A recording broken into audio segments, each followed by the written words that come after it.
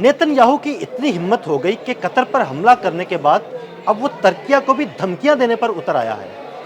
उसने रजब तैयब उर्दवान को क्या धमकी दी और अब मामला किस तरफ जाने वाला है? आमिर रजा मेरे साथ मौजूद हैं, उनसे बात करते हैं।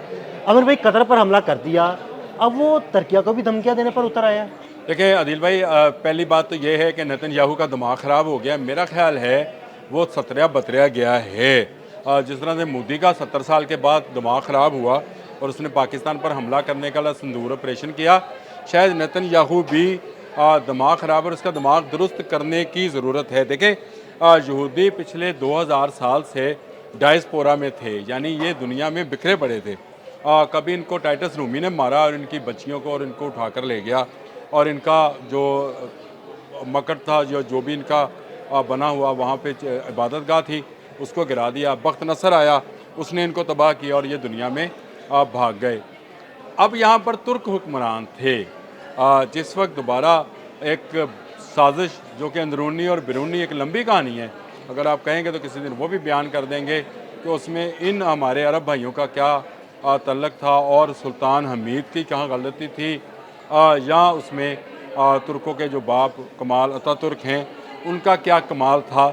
ये एक लंबी कहानी है, वो भी आपको बता देंगे। लेकिन असल में अब का जो फ़लस्तीन है, ये तुर्कों की ही एक रियासत थी और तुर्क ही इस पर हुक्मरान थे।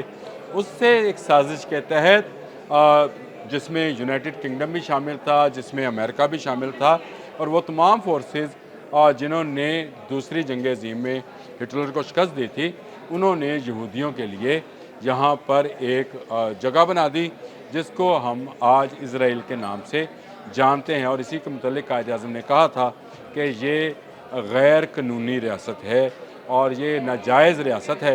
यह नाजायज़ रियासत, अब इसका हौसला इतना बढ़ गया है कि ये पहले हमलावर हुआ गज़ा पर जुल्म के पहाड़ तोड़ते तोड़ते इसको ख्याल आया कि मुस्लिम दुनिया का टेस्ट लिया जाए, और उसने वो टेस्ट लिया, जो कि उसने कतर पर हमला किया और दोहा पर बम गिराए। अब कतर एक ऐसा मुल्क था जहाँ पर तमाम की तमाम टेक्नोलॉजी अमेरिकन थी, और ये तमाम टेक्नोलॉजी जो थी बंद रही जितनी देर तक इनके त्यारे फ़ज़ा में रहे। ये त्यारे बम्बारमेंट करके वापस जाते हैं तो फिर अमेरिका को मजम्मत याद आई, और फिर मार्को रूबियो फौरी तौर पर अपनी बेगम की बाहों में बाहें डालकर कतर पहुंच गए हैं और वहां पर जाकर नई बातें कर रहे हैं। और हौसला ये है इनका कि 15 सितंबर को तिल अबब में एक मीटिंग की जाती है जिसमें अमेरिकन सेनेटर्स शामिल थे, और उसमें नेतन्याहू जो हैं ऐलान करते हैं कि 50 स्टेट्स एंड 1 इसराइल, यानी उनका वो जो उस कॉन्फ्रेंस का या वो जो इस मीटिंग का मौजू रखा गया, वो ये रखा गया कि एक तरफ 50 मुल्क हैं और एक तरफ मैं अकेला इसराइल हूँ। तो ये एक अकेला इसराइल जो है ये शैतान की टूटी है। अब ये लफ्ज़ चलता है कि शैतान की टूटी चले जी, शैतान की टूटी है, और इसको दबाना और इसको मारना जो है अब मुसलमानों पर फ़र्ज़ हो गया है, क्योंकि मुसलमान मुत्तहिद हो रहे हैं। देखें, एक प्रोसेस के तहत इन्हें आपस में लड़ा कर मुख्तलिफ बाउंड्रीज़ के अंदर तकसीम किया गया था। ये मुमकिन नहीं है कि इतने साल की यहूदियों की और नसारा की, यहूद और नसारा की जो मेहनत है वो एकदम से आपको सिनेरियो बदलता हुआ नज़र आए।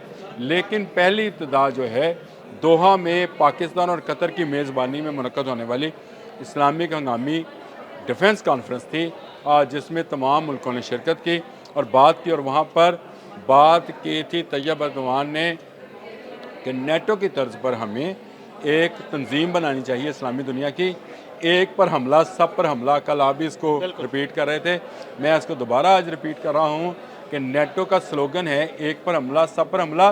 तुर्की नेटो का रुकन है, 27वां या 28वां नंबर है, ये मुझे याद नहीं रहता, लेकिन ये तुर्की जो है नेटो का रुकन मुल्क है। तुर्की अपना 5th जनरेशन का जहाज़ बना रहा है, तुर्की का अपने मिसाइल सिस्टम्स हैं, और तुर्की ने अब दुनिया के बेहतरीन इंटरसेप्टर्स बना लिए हैं जो किसी भी मिसाइल और जहाज़ को चाहे वो कितनी भी बुलंदी पर हो गिरा सकते हैं।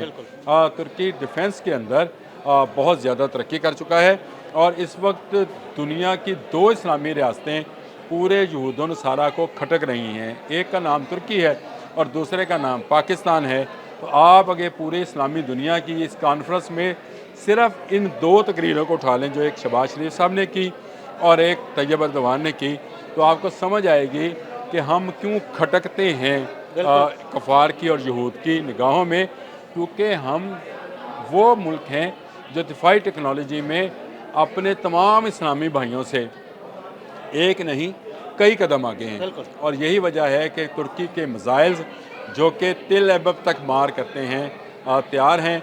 फिर आपका एक राइटर मैं पढ़ रहा था, उसके अंदर आपने बताया कि पाकिस्तान बहुत जल्द एक ऐसा तजर्बा करने जा रहा है जिसमें 5 से 6 हज़ार किलोमीटर का फासला।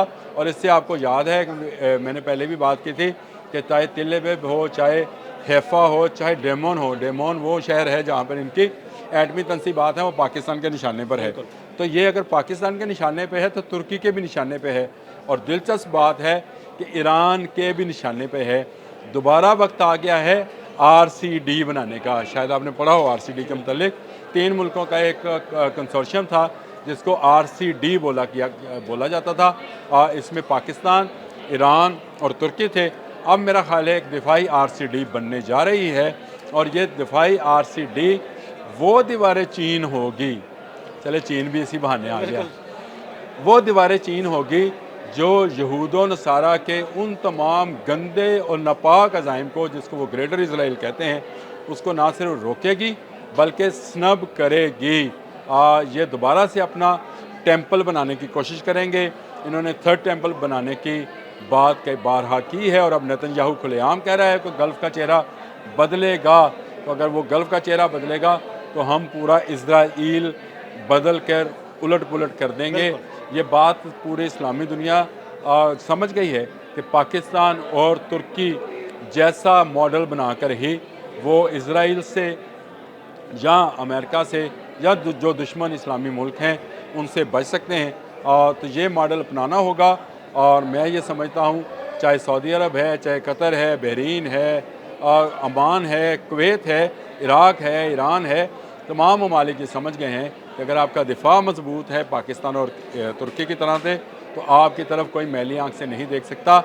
ये जो गीदर भभकी लगाई है नेतन्याहू ने, ये अनकरीब जो है इसको इसका सबक मिल जाए इंशाल्लाह। बहुत शुक्रिया आमिर भाई जी। बिल्कुल आमिर भाई ने बड़ी तफसील के साथ इस बारे में रोशनी डाली।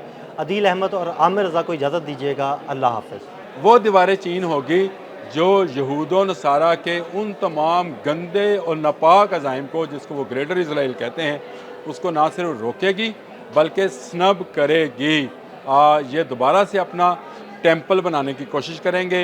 इन्होंने 3rd टेंपल बनाने की बात कई बारहा की है और अब नेतन्याहू खुलेआम कह रहा है कि गल्फ़ का चेहरा बदलेगा। तो अगर वो गल्फ़ का चेहरा बदलेगा तो हम पूरा इज़राइल बदल कर उलट पुलट कर देंगे।